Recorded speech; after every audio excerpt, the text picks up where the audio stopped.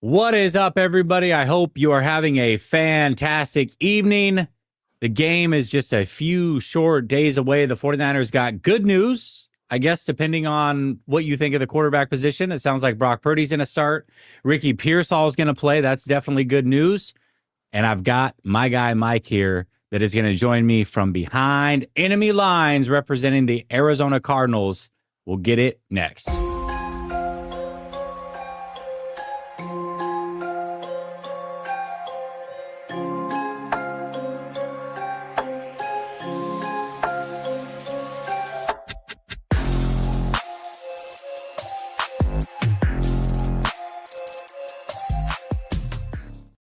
All right. Welcome back to Last Second Sports, where we are giving you our take down to the last second. And as I said, it's behind enemy lines time, which means I got my guy, Mike, representing the Arizona Cardinals. What's up, Mike? How you doing? Good, man. Good. Got a game in 3 days. Thursday night football is probably within the next hour and a half. So super excited about that. I'm excited to chop it up, talking Cardinals versus 49ers with you. Every time we play each other, it's cool to kind of get the inside view of what's going on in the season. Cause you get kind of, I'm glad we have our show, honestly, the NFC West roundtable, quick plug there, just because it gives us the opportunity to know what's happening on the other teams. But this is also personal because this is week by week. You never know exactly what's happening, but I love it. I'm doing really good right now. I'm excited to talk about this game. Well, let's talk about the injury report to start. I know there's some surprising news. Yeah. Marvin Harrison Jr., appendicitis, he's going to be out.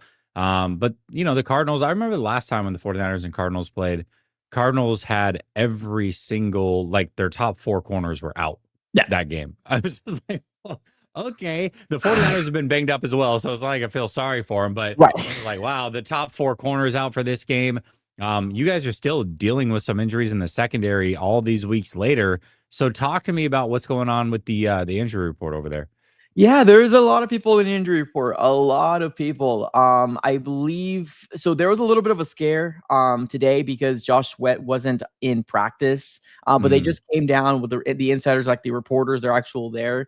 They ended up saying that it was actual just like a Veterans Day off. So don't worry about that. He's actually at least set to be playing this Sunday, at least obviously barring any setbacks. But we've had a lot of people not in practice Wednesday and Thursday. I think in the open part of practice that wasn't there today, Will Johnson, Mack Wilson Sr., our middle linebacker, is also ruled out along with Marvin Harrison Jr., Baron Browning also didn't practice today.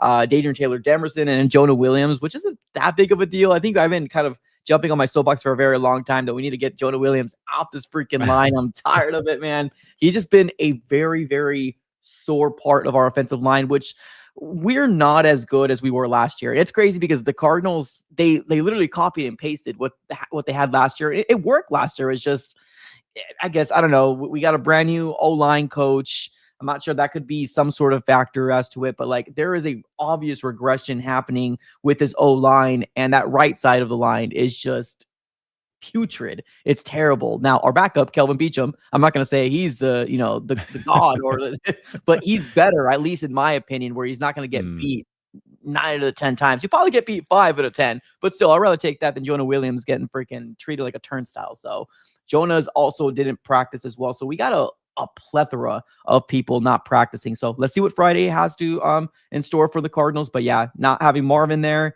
and then not having Mack Wilson Sr. there is gonna hurt. So Will Johnson, he didn't play last time either. How long has he been hurt for? Was this like a new injury this last week, or the second time around? Yeah, he missed the Seattle game, so we didn't have him in Seattle. We also didn't have Max Melton in Seattle as well.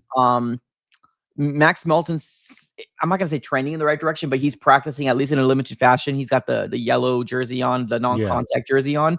I'm hoping he's trending, but even Will Johnson, I think the last we heard, I don't think he even practiced today. So not trending in the right direction. Let me just confirm here real quick. Yeah. So the people that didn't practice today, Jonah, Mack Wilson. Oh no, I apologize. Sorry, I'm looking at it right now. Yeah, Will Johnson did not practice. Yeah, so he didn't practice Wednesday or Thursday. So he's probably out. Yeah, not a good feeling. So okay, so Will Johnson, what's his injury, by the way? They're calling it right now a back/hip Yeah. injury right now. Yeah. And I believe he sustained it. So it's going to be the game before Seattle, which as of Okay. right now, yeah, I'm drawing the blank. Oh, Cowboys, the Cowboys game. What am I talking Yeah. about? Our Yeah. last win, the Cowboys. That's where he sustained it. So yeah. Tough, man. I mean, it's interesting with him, right? Because he slid down draft boards because of a pre-existing knee injury, Yep. and that hasn't bothered him at all. It's like, but he's had a bunch of other little things that are bothering him. So Yeah. maybe he's just got, some injury issues. I don't know, but he's a hell of a player. That's going to be a miss for sure. The 49ers are getting Ricky Pearsall back, so that'll be good. Especially if you got a banged up secondary, man. No excuses, Brock. No excuses. Let's talk about the quarterback position real quick, because both of our teams have very, very interesting situations happening.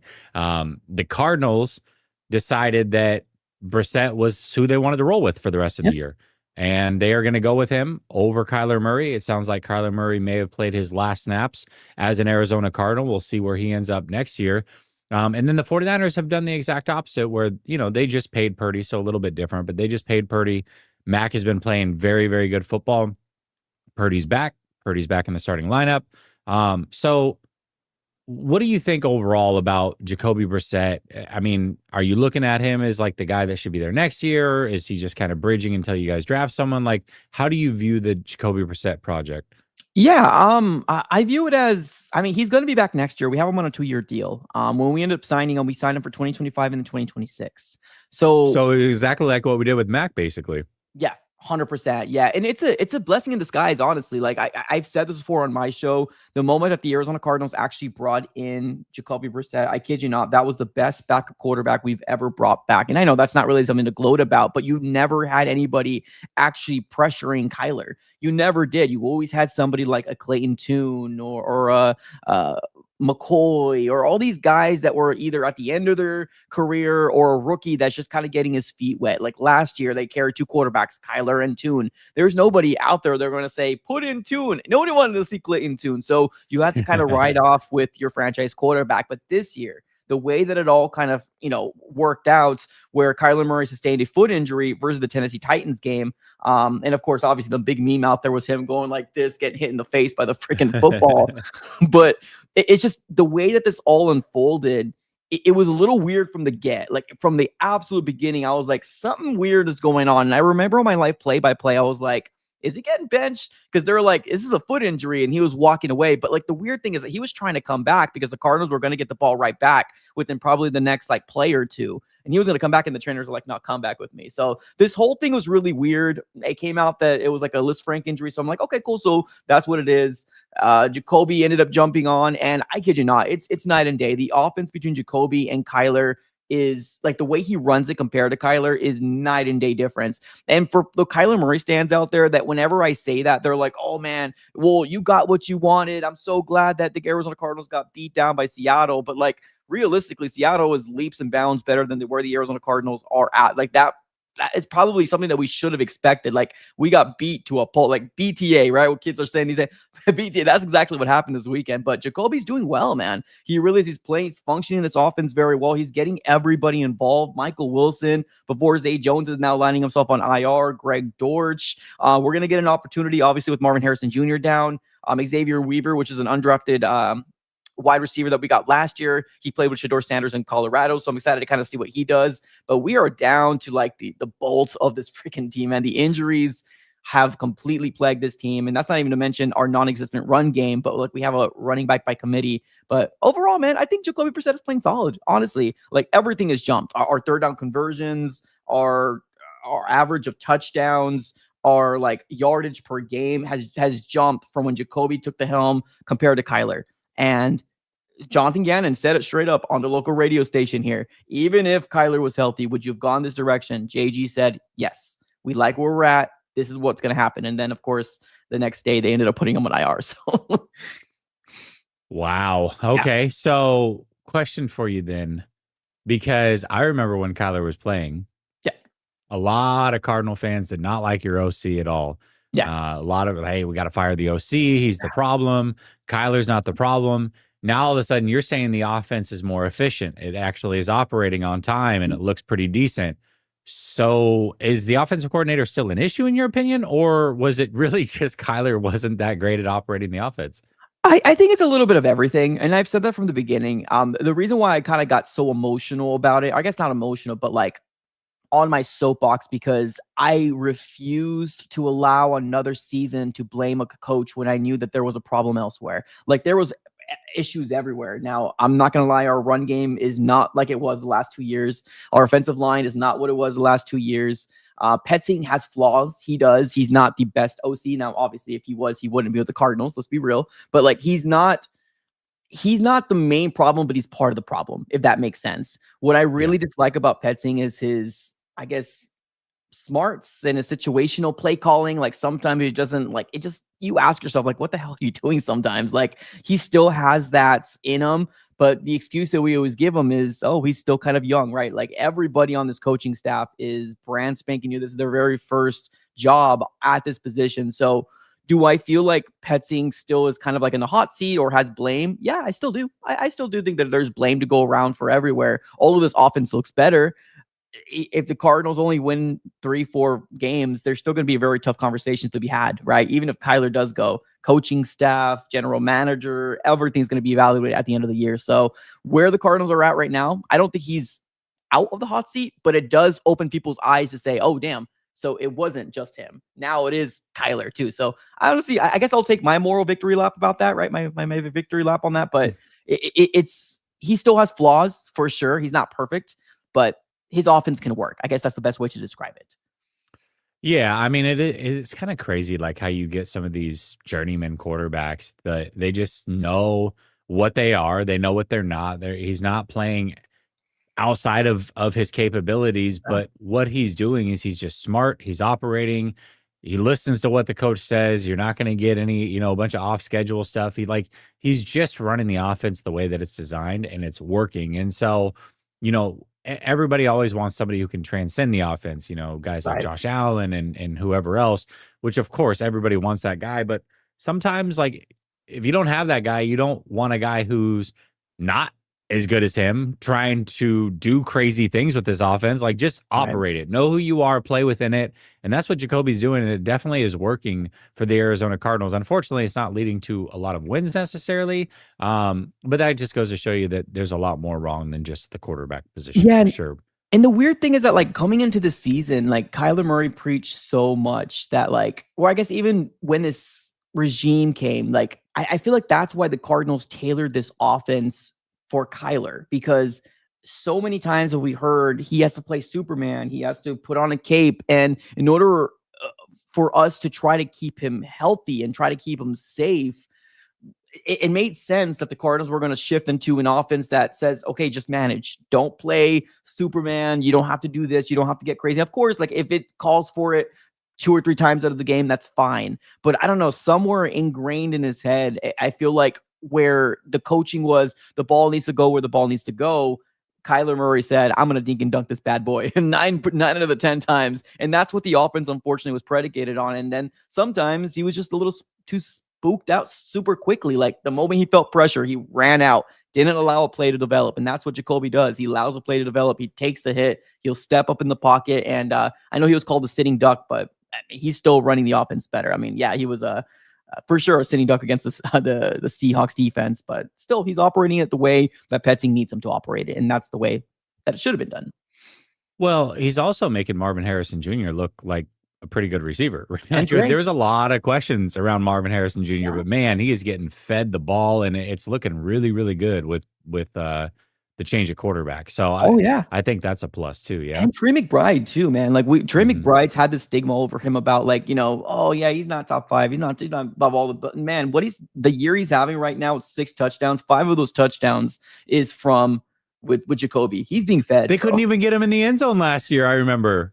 I think he had 2 touchdowns last year. That's it. It's just like so That's it. bad. So bad. And I'm not gonna sit here and say Trey McBride didn't drop a couple of balls that were thrown to him from Yeah. Kyler last year. But look at this, man. 8 games left. You got 6 touchdowns, 603 yards, 61 receptions. Trey McBride's having himself a Pro Bowl type of year, and that's what he should be doing. Like he should be a focal point in an offense. And unfortunately, it wasn't. Our offense wasn't predicated on explosiveness because Kyler always took the checkdowns, unfortunately. Yeah, absolutely. The offense is completely different. Before I get to my next question, these are apropos, so I'm going to read them. Joseph says, "Can't wait for Brock's 2+ interception to return, 35-21 Arizona." Damn. Joseph, and then he said, "I'd rather have a blind, deaf, and dumb Jimmy than Purdy." All right, he's so funny, man. He just goes in all the time. It's hilarious. But that does bring me to the Brock Purdy, Mac Yep. Jones situation, and I can sit up here with my opinions and 49er fans have their opinions, but you're an outsider. I mean, you really Yeah. don't have a dog in the fight. You just call it how you see it. What do you think the 49ers should do in this scenario? You think they should have gone the Cardinals route and just said, "Hey, Mac's playing good football. Let's roll with him. Let's get some of these receivers back and roll that route." Or, "Hey, you know what? Pearsall's back. Brock's healthy enough. He's the guy they paid. Go with him." Like, what should the 49ers have done in your opinion with this quarterback situation? It's so tricky because like we're kind of in the same situation, but I feel like we're kind of not at the same time because you just paid them. Like Yeah. I know sometimes organizations look at stuff like this, and I think didn't Shanahan come out and say like, "Oh, there's no quarterback controversy," right? And Mhm, I'm pretty sure mhm. if Mac Jones were winning this last few games, he probably would have kept Mac Jones. But what I think that the issue that's going on right now is you just paid him. Organizations and head coaches and general managers, they got an ego to them. I don't think that they want to find themselves looking that foolish. Like you just paid a guy and you have a backup, kind of outperforming or not even outperforming, but doing what he probably could be doing. Like, you're paying this guy so much money. So like we were talking about this on the round table. I think the 49ers are choosing the monetary route. Honestly, I think that they're saying, "Oh, well, here comes Pearsall and he's getting healthy now." And I think they're gonna throw him in the fire, not throw him in the fire, but throw him into a game where they probably see as a potential win. Because let's be real, Mhm. I mean, I think everybody's looking at Cardinals right now and saying, "Oh, that might be a chalk up win for us," and that's fine. Like my mind's already in 2026, so I think that's probably what they're looking at. I think they're looking more as a monetary reason, and they don't want to look foolish. They really don't. They're going to throw them out there. They're going to say, "Okay, this is the opportunity to get your feet wet. Come back after your injury, and is a team you potentially can beat, especially with all the injuries the Cardinals have." So I don't blame them for doing it. But that's one thing that people don't realize. And I know you have said it, like the difference between the two is not that far off, but you're paying one 50 plus million, right? Like that's where people quite don't understand. So like I feel like the result would be similar, even if you paid or played Purdy or Mac Jones, to be real with you. But the 49ers are going to be choosing the monetary route. He's healthy enough. They're going to throw him on there, especially on a game where they think that they can win. And that's what they're going to choose here. So I don't blame them, but it might bite them in the butt. We'll see. Well, you bring that up, and that's going to be the follow up question. But it's not just the Cardinals; it's the Cardinals, the Panthers, the Browns bye week, and then the Titans. Like this is a stretch of the schedule where if you're going to bring them back to make them look good, this would probably be the time. Brandon Ayuk should be coming back in the next couple of weeks as well. So, Ah, it's kind of a soft landing for sure. So, but let me ask you this because you said it might bite them in the butt, and that's exactly what I was going to ask you next, which is they don't want a quarterback controversy. right. You think on the surface, hey, by bringing him back and saying he's the starter, there's no controversy. But if he plays bad and Arizona wins, or he gets hurt again over the next couple weeks, you've created a controversy at that Yeah. point, right? Like, so that's what this is where it's tough because they've also said he's not going to be 100% healthy and he's going to be dealing with this toe injury all year. What if he has another setback and then he misses the whole year? Like you're playing with a little bit of fire here. So Yeah. I don't know. I don't know which way to lean on this one.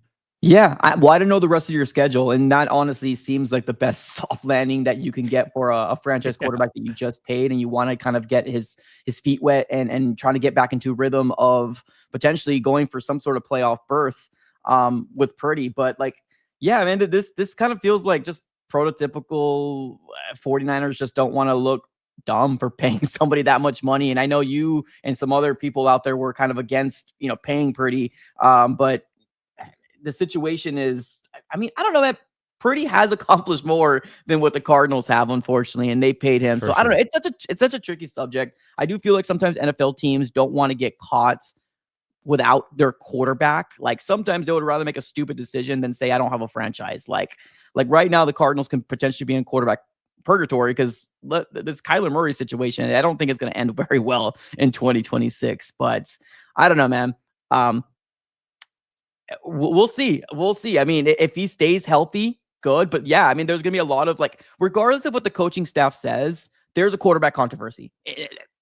JG said the same thing. There's no quarterback controversy for the longest time. He says if Kyler Murray's healthy, he's going to be the guy. That's what JG told us from the get when he got hurt. Guess what? He was never healthy enough. And then 4 weeks later, they decided to put him on IR. Sometimes the light bulbs go off and they decide, okay, this is the direction. But I know the record doesn't look good for Purdy this year, and he hasn't looked that great, but they're going to give him another opportunity. Now, does he sink or swim? Let's find out. Let's see. Yeah. You know me, man. I love seeing the implosion of the 49ers. It's cool to watch on the sideline, but other than that, like that's kind of what I got. What do you think? What do you think Kyler's going to be worth next offseason? Like a fourth, a second? Like what? Honestly, what do you? It's going to be tough, right? Because he makes a lot of money and he's injured again. Like I don't know. It's a tough situation. Like I've seen multiple different reports out there that the Cardinals can potentially release him because of the contracts being not tradable. But like when I actually look at the teams that could potentially be looking for a quarterback, there's a lot of them. Like there's a lot of teams. Like even the teams that are in the top 5 of the draft or top 6 or top 7, there can be like at least 5 or 6, 7 different teams that can go on a turnover and then risk what? Like, oh, Kyler Murray hit free agency. He's probably not going to want to go to the Browns or to the Jets, voluntarily. He's going to probably want to go to the best position available. So to be honest with you, I know people are saying he doesn't have a market. I think he does. I think he will have a market. Now, the way that the Cardinals are playing this is that he's still injured. Like they're trying their best to say, we're not benching him for Jacoby, although they did, and he pretty much said it on the radio station, but they've still to the point have already kind of tried to, dot their I's and, cross their T's. So for the people that don't really follow the Cardinals news as much as I do and other people, they probably would think that, hey, he's just hurt. He might have a chance to come back. Because even Monty Allsuport, our general manager, came out on the radio 2 weeks ago. Oh, you never know. He could probably come back in the last 3 or 4 weeks. Stop it, man. Just stop it. It's over. The era's done. Let's move on. But in terms of value, I think a second rounder. I think a second round the Cardinals could potentially attain. Maybe it might be a situation where I'm like, I flirted with the idea of like, because the Cardinals are at the 11th pick. If we want to get one of the top 2 guys or top 3, you got to be in the top 5 or top 6 or top 7. And like, I've been flirting with the idea of maybe like a pick swap, right? I'll give you my 11 for, this, but we still got 8 games left. The Cardinals could find themselves in the top 5, top 7. So right now, I would say a second round pick and maybe something in 2027, even if it's like a 4th or a 5th. But that's just me being optimistic, man. Man, I'm so curious to see what happens with Kyler Murray. Maybe he goes back to baseball. I've been hearing that a lot. Like, wouldn't that be nuts? That or you keep trying to take the Jets from me, but if there's a team that's going to give us a first round pick, is the damn Jets, man. It. Stop trying to take the Jets. Probably the Jets want Brock. All right, calm down now. The Jets want to come get Brock Purdy for a second round pick, and we're going to accept it. I can feel it. No, I'm just joking. Damn. Yeah, but I think the Jets can definitely overpay them or the Browns. I can definitely see them overpaying some. Oh yeah, the Browns are all about a mediocre quarterback that they can overpay. That's their favorite. Facts. All right, man. Let's hear from our sponsor, Sleeper. Get a 100% deposit match using promo code LSS. Sleeper is the fastest growing fantasy football app, but you can also do more or lesses, which is what I've done here. The other thing going on with Sleeper right now is you use promo code LSS. You can get the free $20 entry. You don't even have to make a deposit. So if you are on the fence, definitely use promo code LSS. Get your free $20 entry. Link is pinned to the top of the description. Just for the sake of time, these are the picks I made. I made these Tuesday, actually. So I got Shea Gilgeous-Alexander.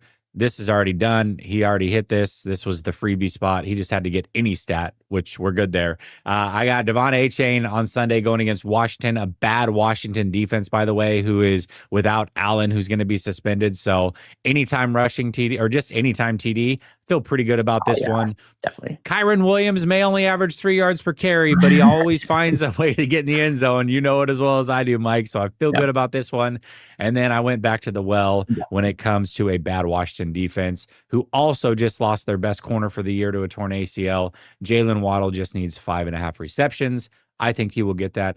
This one should be a winner. $10 for 85.80. You can tail me, you can fade me, but definitely use promo code LSS. All right, listen, I got to know. Last time we talked, you had a few different names. Seasons progressed a little bit. So give me a player who may not be as well known that you think is making a difference on the Cardinals right now or could make a difference on Sunday. With all the injuries we have, the only one that kind of really sticks out to me right now is probably cornerback Denzel Burke. Not for his coverage skills, but he's always kind of has a way to kind of be at the right spot at the right time to probably get an Mhm. interception. So I would say Denzel Burke. He's gotten a lot of opportunity because obviously Will Johnson has not been able to stay healthy. Max Melton also missed last week as well. Garrett Williams just came back, I believe it was last week in Seattle, or the Seattle game, just came back off of the 21-day and then the IR. So I would say maybe Burke, but there's not a lot of people, to be honest with you, like that are a big name. I mean, obviously Buda Baker, everybody knows that, but if there's that one name for the defensive side of the ball, I would say Burke. For the offensive side of the ball, sheesh, man, shoot, we're running thin. Xavier Weaver, I guess. Xavier Weaver. Okay. Give me a wide receiver on that team that I guarantee we don't know him. So Yeah, true. Yeah, true. Xavier Weaver probably because he's going to get an yeah. opportunity with Marvin down. I mean, honestly, Michael Wilson is a very solid wide receiver. I think he just Mhm. kind of fell victim to like this team, especially with Kyler, didn't throw the ball very much to anybody other than McBride or Marv. Like Yeah. even when he did throw to them, it felt like it was forcing. Like we're gonna see Michael Wilson get the opportunity to be that wide receiver number one. I don't think anybody ever thinks or thought he was a wide receiver number one, but he's gonna have to like kind of step up into that role. But Xavier Weaver, man, he's probably gonna be the guy that I really like, the speedy guy that's probably gonna be able to take the top off of a defense. But who knows, man? I don't know. This offense is kind of a wild card, and it all starts with this offensive line and the lack of running game. Like we just don't have a running game. Nobody's scared of Mhm. Amari DiMercado, Bam Knight, or Michael Carter. Ain't nobody scared of them, man. So like it's kind of tough. So I would say Xavier Weaver for the wide receiver, and then Denzel Burke for the defense. Well, I'll tell you, if there's a team that you want to play if you have a bad run game, that's the 49ers. They are very iffy on run defense right now. So, maybe they can get loose. DeMarco's pretty explosive. Yeah, I will say that. Like it's like he's either breaking a big one or he does nothing. Like yeah, there's no in between true, with him. That's what it's like true. every time I look up, it's like 0 yards, 0 yards, 0 yards, 40. Yeah, Oh, hundred okay. Well, there percent. we go. That's there it is. He had 42 rushing yards on 9 attempts, and one of those was a 40-yard carry. So there Yeah, you go. Uh, yeah, Walter Nolan. Listen, we all know Walter Nolan, though. I mean, you and I, big Walter Nolan guys. If we want to plug the roundtable show, Jake and Brandon covering the Seahawks and Rams, not big Walter Nolan guys. So I'm actually very, very happy that Walter Nolan seems to be trending towards playing this week. yeah, He had a little bit of an injury scare this last week, which would have been an absolute bummer after just coming back. Was a menace against the Cowboys. he I think was. this last week the game just got out of hand so quickly. I Yeah, mean, it was over before you even were able to blink. So I'm curious to watch him. 49er fans should have their eyes on Walter Nolan a ton because to me, he was the one guy that I wanted at pick 11, and then I wanted Michael was my second.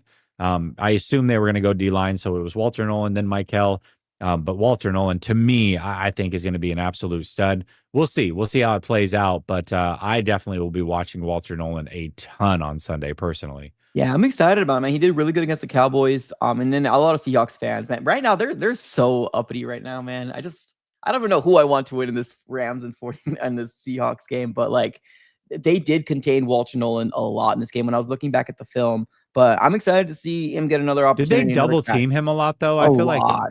A Walter lot. Nolan already drawing double teams. That's crazy. The Cowboys film is when I broke down better because obviously when you win, you want to actually look at the nooks and Hmm. crannies of what happened. Hmm. They double teamed him a lot in that Cowboys game. Like he's disruptive, man. He really is. And like to have a veteran like Calais there, it's such a good feeling, man. He's going to be a really special player. I'm excited to see what he's going to do. So there's just the Seahawks, like you said, the game just kind of got out of hand.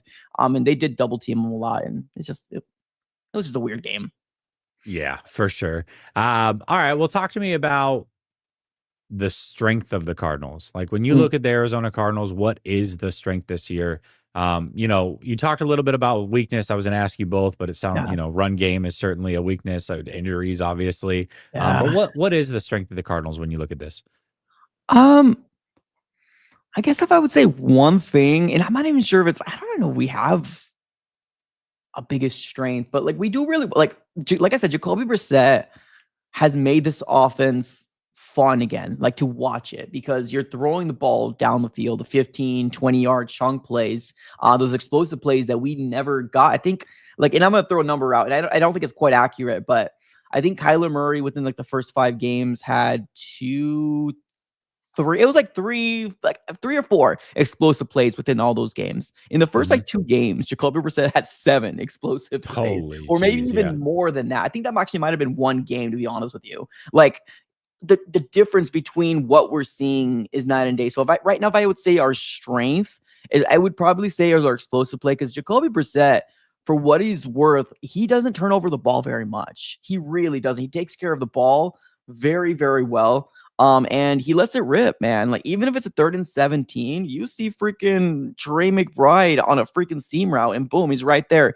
And the timing between them two is so crazy because, like, I remember all the excuses that we had when Kyler came back after his injury under the Petzing offense. All the excuses and I was in it too, so it's my fault. Like, because people were like, "Oh, his footwork needs to get better. That's the reason why he's not used to playing under center as much. That's why he doesn't look that great." Like, how silly do we sound when he comes off like 1 or 2 weeks of preparation? This man is automatically making this offense look better. Like, but that's the fandom, right? The fandom of you trying to protect your quarterback. But the realistic nature is Jacoby Brissett is better in this offense than Kyler is. But going back to your question, I would say explosives right now, Yeah. because there isn't really anything, to be honest with you. We don't run the ball very great.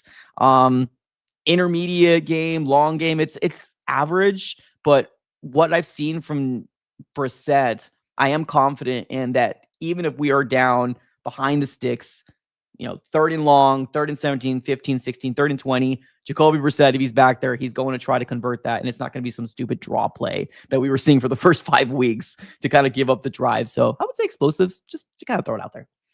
I don't know why I was thinking of this, but I know that you're a big Monty Ossenfort guy. At least you were early on.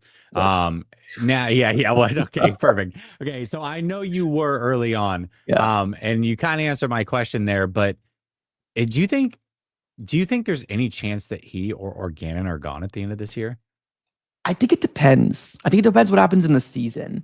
And we know, man, like obviously when you cover the team, it changes so weekly. Like the narrative of something, especially when you came off the Monday Night Football game, is wow, what a great game by the Cardinals. You went into Jerry World where you didn't have Kyler, and Kyler was like 9-0, and you still did it. Kudos to Gannon. And the next week, it's like, holy crap, you shouldn't be this unprepared to play this. You knew what was coming at you. You failed. You're 3-12 in the division. What are you doing? You know how it is, man. It's so Yeah. weekly. I really want to see what happens in these next 8 games. If there's a lot more blowouts, I do feel like the hot seat can be a lot hotter. I still think he is in the hot seat, but not to the point where I'm like, he's going to get fired mid-season. Like, things have to go really bad, really, really bad in order for him to get fired midway through the season. And that's just not Michael Bidwell, the owner's mantra. He likes to wait to the end. He likes to wait for Black Monday to kind of, chop him off the chopping block. But I do think right now, after getting off this loss, there's a lot of bad taste in the mouth of Cardinal fans, because even when you look at Jonathan Gannon's just record in general, and you compare him to Cliff Kingsbury, at least in year 3, had 10, 11 wins in year 3 and had a Yeah, playoff he did. appearance. He did. Yeah. Gannon is going the other way. So, the comparisons start. It's not looking good for Gannon, but I really want to see what happens in these next 8 games. And on top of that, who's available, right? Like, I don't want to get a new spring chicken. Like, I really want to get a guy that's like experienced. Like, I grew up with Bruce Arians. That was the creme de la creme when it comes down to the Arizona Cardinals coaching staffs, right? Him, and then Ken Whisenhunt, because he took us to obviously the Super Bowl. But like, that was the creme de la creme.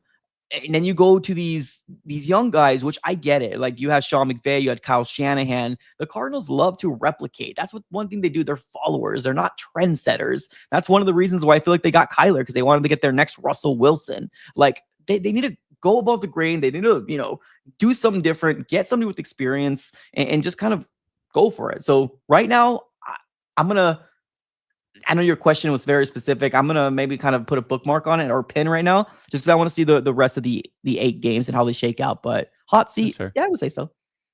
That's fair. That's totally fair. Megan, Seahawks fan, says, "Greeting, gents. I guess I have to say go Niners now." And she says, "Don't get used to this." But ultimately, she's saying that because her brother is a Cardinals fan, and so she likes to rub it in his face.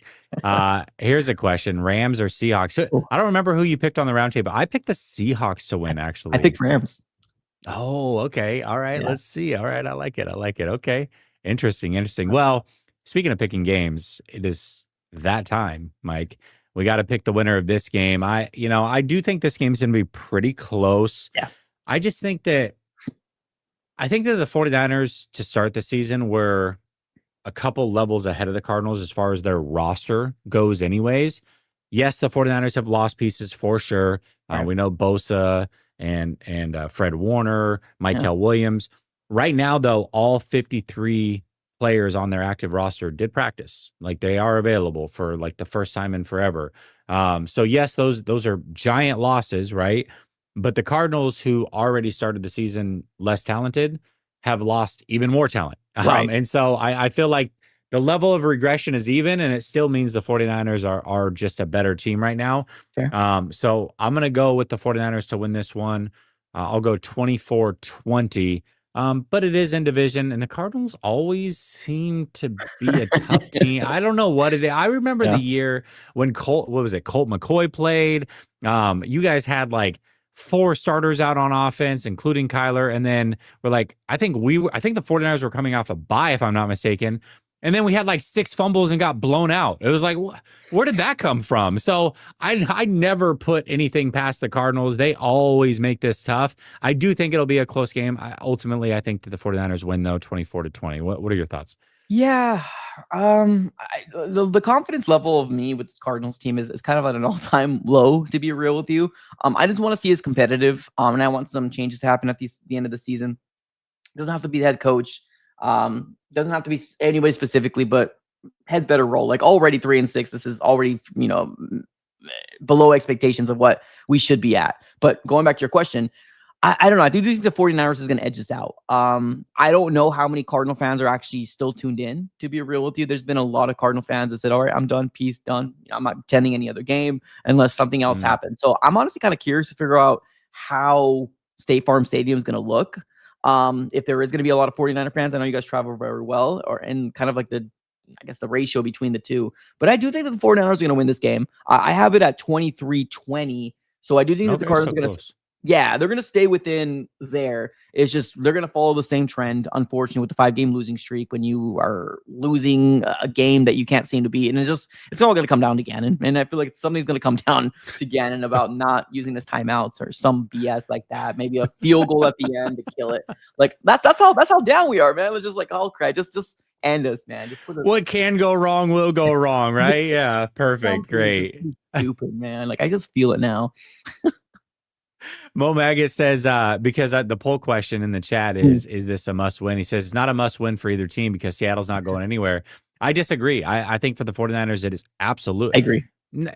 It's not a must win in the sense that like the season's over. Like, that's what a true must win is. Right. But as far as week 11 goes, this is as close as it gets. The 49ers, if they win, they go up to like an 83 or 86% chance of making the playoffs. And if they lose, they drop down into like 51%. It's a big deal. And the 49ers are already 2 games behind Seattle and the Rams in the loss column. And it's not just them. They're fighting for that 7th seed. The Packers, the Bears, they're all right there. The 49ers need this win. They absolutely need this win. So I do think it's as close to a must win as possible. I don't necessarily think the 49ers are going to leapfrog either of the teams in the division, but that doesn't mean they can't make the playoffs. And they need this win, and I think the Chicago Bear win in order to seal that. That's a good team. Mo Maggot also says the losing coach will be on the hotter seat tonight. Nice, man. It's like a boilerplate over here. I love it. Yeah, no, and I agree, man. I think you guys have a lot more microscope on you guys because you guys got your franchise quarterback back. Seems like the Cardinals are already kind of throwing the white flag. And regardless, I mean, there's a lot of injuries that's plagued this season for the Cardinals. And I don't want to name any excuses, but you have Brock Purdy coming back second time around, and he's expected to win this game. Let's be real. You guys are expected, and you guys are on a must-win situation compared to the Cardinals. If we win, we stole one. You know what I mean? Like, we're kind of playing with house money here. Like, what are we? What, 4-6 now? I'm looking into like Fernando Mendoza and Ty Simpson at this point. So anything that can get us in the top 5, that's what I'm looking for at this point. Nice. All right, Mike. Hey, listen, man, thank you so much for joining me as always, giving me 40 minutes of your time. Definitely check him out, the AZ Sports Fan, if nothing else, to talk trash after the game. I'm sure he will welcome you with open arms. He's used to it, man. We're over on the NFC West Roundtable talking trash all the time. Mike is definitely one of the best in the business. Absolutely love hosting him over here. Chat, I will be back for the post game on Sunday. And until then, have a great weekend. Stay blessed. Talk soon. Peace. Go Cards.